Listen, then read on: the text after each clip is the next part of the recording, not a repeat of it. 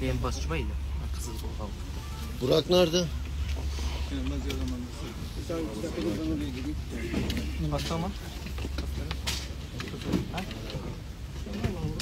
Hazır bulmuş. Önce isim soyisim söylersek. İsmim Muhammed, yaşım 22 yaşında. Adım Muhammed, yaşım 22 yaşındayım. Türkçe bilmiyorum ya. 2016'dan 2015'ten arkası 2016'dan ben çevreye çıktım. Öyle günün okutuşum 5'te güzel çıkardım. Annem 2016'dan arkası ama öyle günün kaçkan aklıma şu oldu.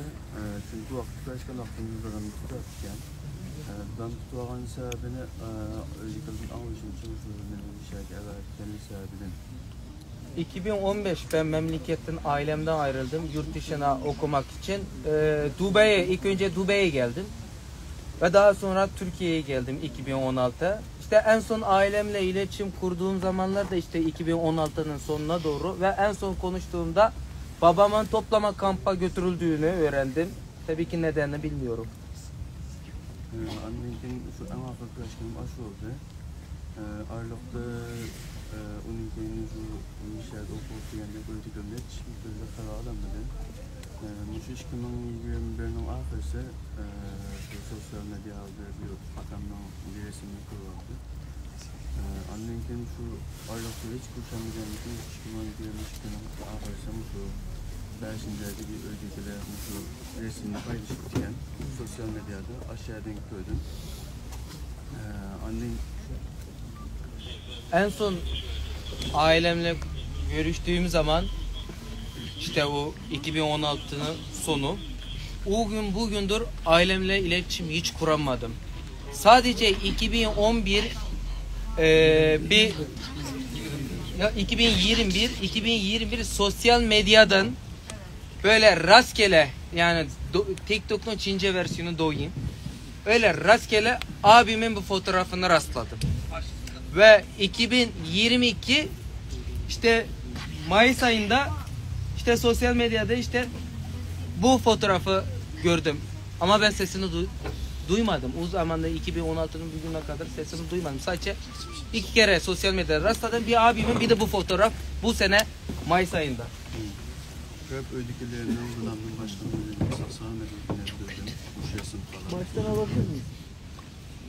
Bunu baştan alabilir. Buraya mı? Az önce almıştım. Ha, içinde. Haydi öyle.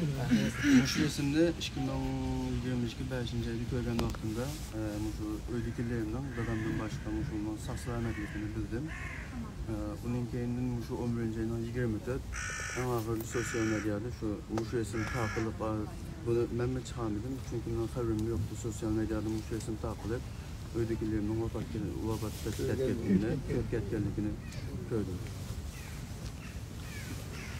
2000 en son Mayıs ayında 2022 ben bunu gördüm. Babam haricinde herkesin iyi olduğunu gördüm. Sadece babam yoktu. Ondan sonra işte 24 Kasım işte sosyal medyadan bu fotoğrafı başkalarından paylaştığını işte o yanıgında işte bunlarına vefat ettiğini ben sosyal medyadan öğrendim. Hı? İşte o yangında yanarak öldüğünü ben sosyal medyadan öğrendim. Hatta ben paylaşım bulamıyoruz. Aynısını tamam. Paylaşım. İmam yapımları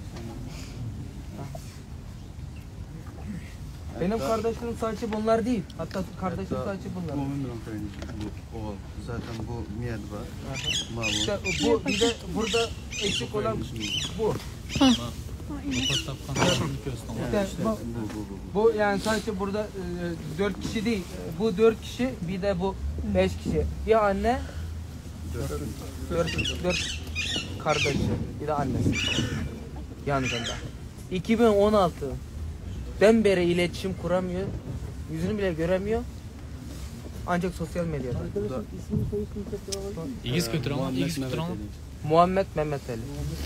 Ailenin İgizrek götür onu. Ailene Ama patlatkandım işte közünü Anamın ismi söylüyor. Kamerisa Abdurrahman.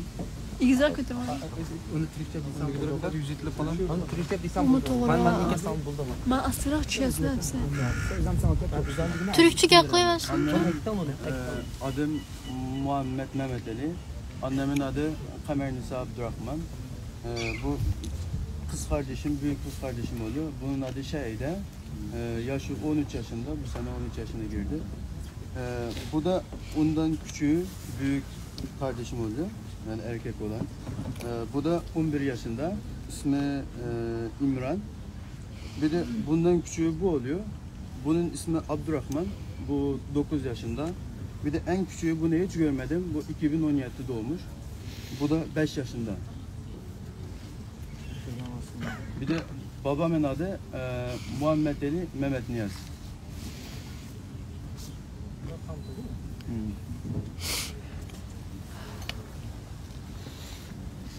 Abdullah.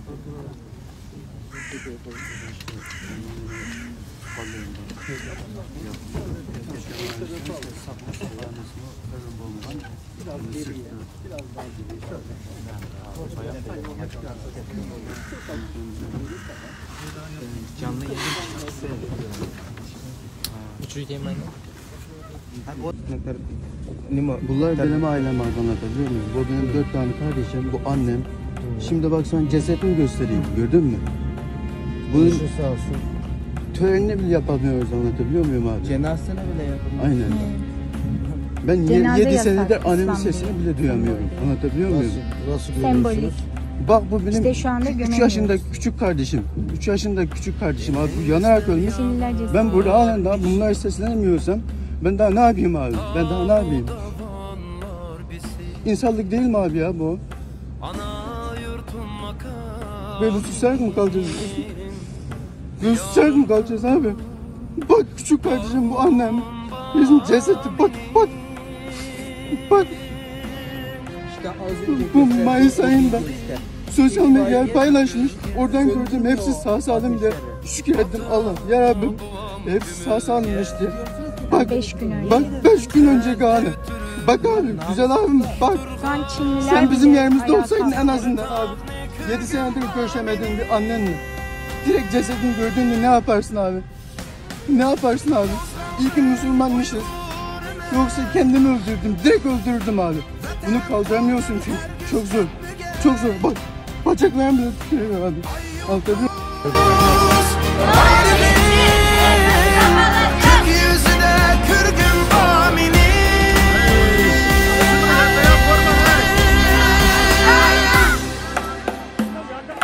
Kızı xurlanğa